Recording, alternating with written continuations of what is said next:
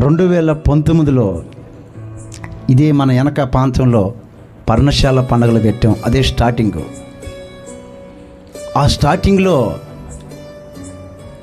కొంత బాడుగు సామాన్ తీసుకొచ్చాం. కుర్చీలు అయితేమి, పాత్రలు అయితేమి, టెంట్లు అయితేమి. అప్పుడు దేవుని మహాకృపను బట్టి ఇప్పుడు మనకు సొంతగా ఇచ్చాడు ఆయన. పైసలో హల్లెలూయా. అప్పుడు ఆ రోజుల్లో కొన్ని వేల రూపాయలు ఖర్చు పెట్టేశాం. మీటింగ్లు జరిగాయి. మీటింగ్లు అయిపోయిన తర్వాత ఇంకా ఆ షామ్యాన్లు అవన్నీ ఇప్పుతున్నారు. ఆ పాత్రలన్నీ కడిగి టాటర్ వస్తే ఆ టాటర్కి వేస్తున్నారు. 6,000 రూపాయలు ఇవ్వాలా బాడుగు దానికి. నా దగ్గర ఉన్న డబ్బులన్నీ అయిపోయాయి. ఎక్కడోటికి ఇచ్చేసాం. కానీ 6,000 కావాలి. కానీ దీని నడవడికి ఏంటంటే చాలా సంవత్సరాల కిందట యేసన్న గారు ఈఆర్సీ గ్రౌండ్లో మీటింగ్ పెడతా ఉన్నాడు. ఆ మీటింగ్కి నేను ఒక్కడే వెళ్ళాను. ఆ మీటింగ్లో యేసన్న గారు మాట్లాడుతూ చెప్పిన మాట ఏంటంటే, అడిగితే పెట్టేది పెంపుడు తల్లి, అడక్క ముందు పెట్టేది కన్న తల్లి. దేవునికి స్తోత్రం. కన్న తల్లికి తెలుసు నువ్వు అడగబలేదు, నీ ఎక్కర్లు తెలుసు. నా బిడ్డ తిరిగి వచ్చాడు, అట్లా పోయి వచ్చాడు, ఆకలితో ఉన్నాడు, అన్నం పెట్టాలి అని కన్న తల్లికి తెలుసండి. పెంపుడు తల్లికి అడిగితే పెడతాదని ఆ రోజు యేసన్న గారు వాక్యం చెప్తూ ఆ మాట చెప్తుంటే ఆ రోజు ఆ మాట నన్ను తాకింది. దేవునికి స్తోత్రం. హల్లెలూయా.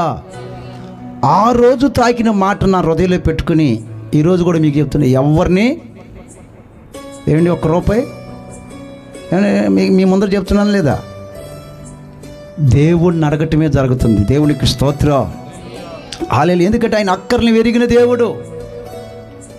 ఆ 2019లో ఆ మీటింగ్ జరిగింది. ఆ చివరిగా ఆ బాడుగు డబ్బులు ఇవ్వాలి 6,000. పిల్లలందరూ ఆ సామాన్లు ఇప్పి వేస్తున్నారు ట్రాక్టర్కి. ఇంకొక 5 నిమిషాలకి 10 నిమిషాలు నా దగ్గరికి వస్తారు, అన్న ఆ బాడుగు డబ్బులు ఇయ్యానని. ఏం చేయాలో అర్థం కాలం. మంచి ఎండల కాలం. ఆ టేజీ దగ్గరికి వెళ్ళి ఆ టేజీ దగ్గర కూర్చి ఇదే ఆలోచన అయిపోతూ ఉంది. కానీ నాకు ఒక ఆలోచన ఉంది. యేసన్న గారు ఆ రోజు చెప్పాడు, నీ అక్కర్ని విరిగిన వాడు ఆయన. దేవునికి స్తోత్రం. హల్లెలూయా. కన్న తల్లి అడక్క ముందే నీ ఆకలిని కనుగొని నీకు ఆహారం పెడతాదని చెప్పాడు. ఆ విశ్వాసంతో ఆయన చూస్తున్నాడు ఎక్కడ ఉందని. ఆయన చూస్తున్నాడు అనుకుంటున్నా. టేజీ దగ్గర ఉన్న ఆ ఎండలో ఒక వ్యక్తి పరిగెత్తుకుంటూ వస్తూ ఉంది నా దగ్గరికి. ఇంకా 5 నిమిషాల్లో వాళ్ళకి డబ్బులు ఇవ్వాలి. నేను పరిగెత్తుకుంటూ నా దగ్గరికి వచ్చి, పాస్టర్ గారు నాకు ప్రార్థన చేయమని చెప్పి నా చేత ప్రార్థన చేయించుకొని ఒక చిన్న కానుక తీసి నా చేతిలో పెట్టి వెళ్ళిపోయాడు. వెళ్ళిపోయిన తర్వాత నేను ఆ కానుకలు లెక్కేసుకుంటే 13,000 రూపాయలు. దేవునికి స్తోత్రం కలుగునుగాక. హల్లెలూయా. ఎంతండి? 13,000. 6,000 ఇచ్చేసాను, 7,000తో సుతుకుడికి పెట్టా. దేవునికి స్తోత్రం కలుగునుగాక. ఆ విశ్వాసంతో దేవుడు నన్ను తీసుకొని వస్తున్నాడు. అది నాకున్న విశ్వాసం. అందుకే ప్రతి సంవత్సరము దేవుడు చేయగలడు. ఆయన ఆశ్చర్య కార్యాలు చేస్తాడు. దేవునికి స్తోత్రం.